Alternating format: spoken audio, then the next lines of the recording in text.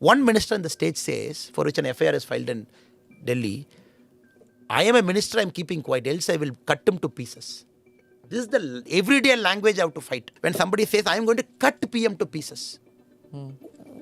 You want me to answer rationally, madam? I have to reply in a certain way where they have to make sure next time the same language should not come in their mouths. I am very clear, madam. Anybody who touches Modi, I am not going to spare. What Annamalai was referring to was probably any of these incidents in the past few days when Congress leader from Karnataka, Shivraj Tangadagi, declared that those who chant Modi Modi must be slapped, or DMK leader and Tamil Nadu Fisheries Minister Anita Radhakrishnan using expletives against Prime Minister Modi for invoking freedom fighter K. Kamaraj at his Salem rally, or even Yadgir MLA Chennareddy Patil saying Modi won't save the country but only beat people to death.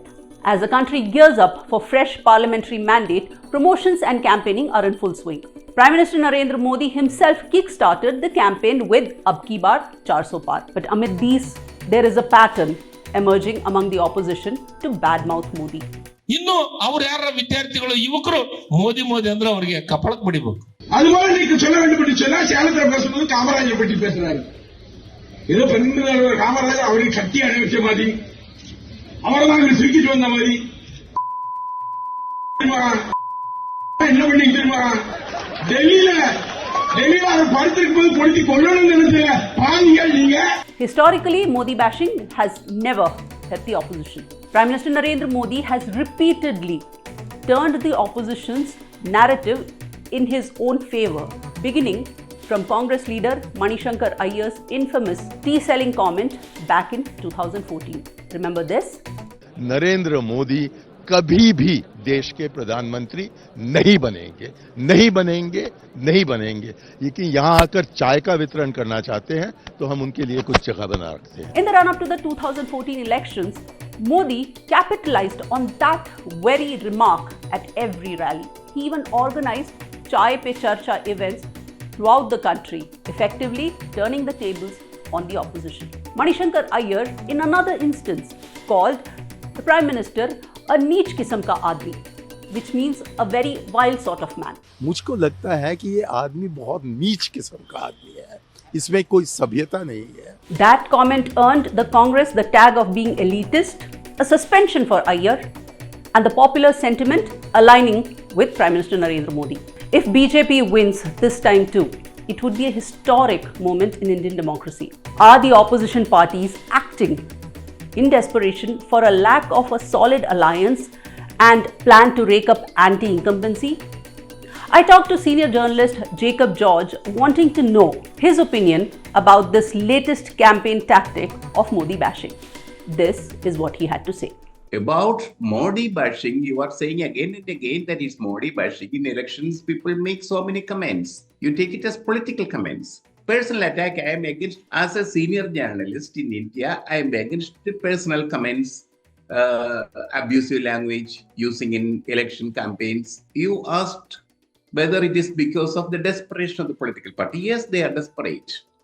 They are facing an election against a big party like BJP, supported by a big organization like RSS, and that too supported by the so-called big philosophy Hinduism, a Hindu government constructing temples, and the Prime Minister himself performing the pujas. So that is what is the state of affairs in India.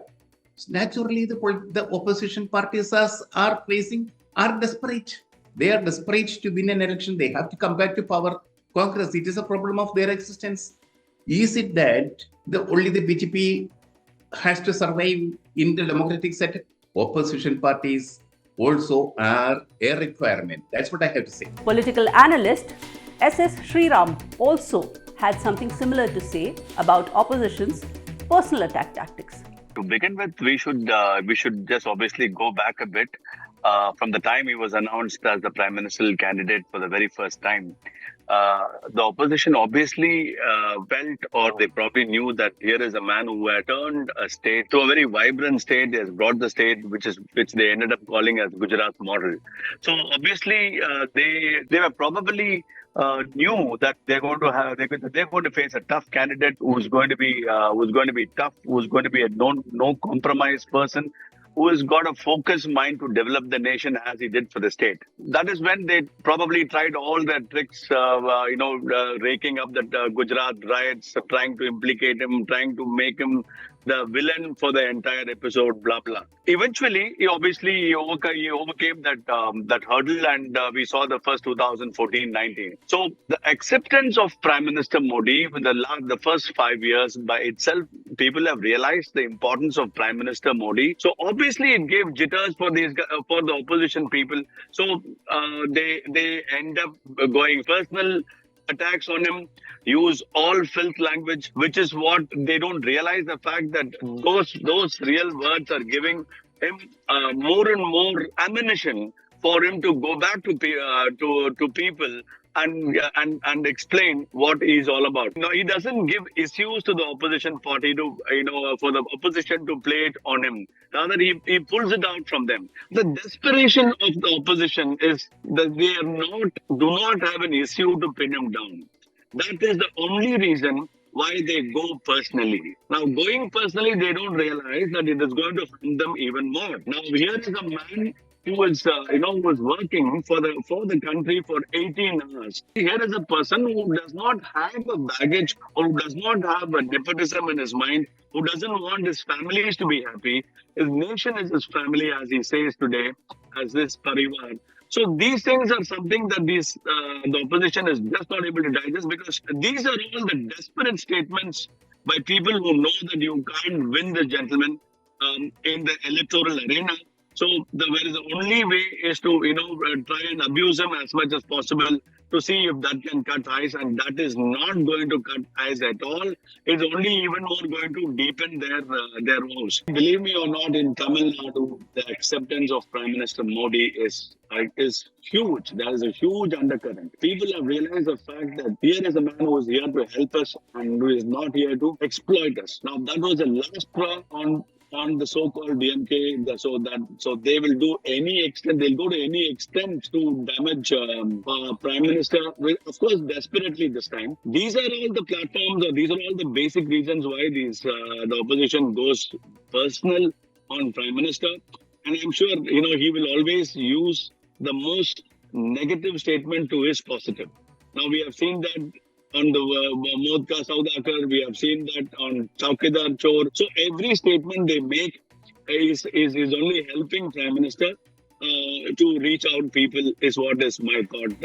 Seems like the opposition has not learnt its lesson, and the only weapon in their arsenal is to make personal attacks on Prime Minister Modi, because they don't have anything else to pin on him or make a concerted effort to go after the establishment.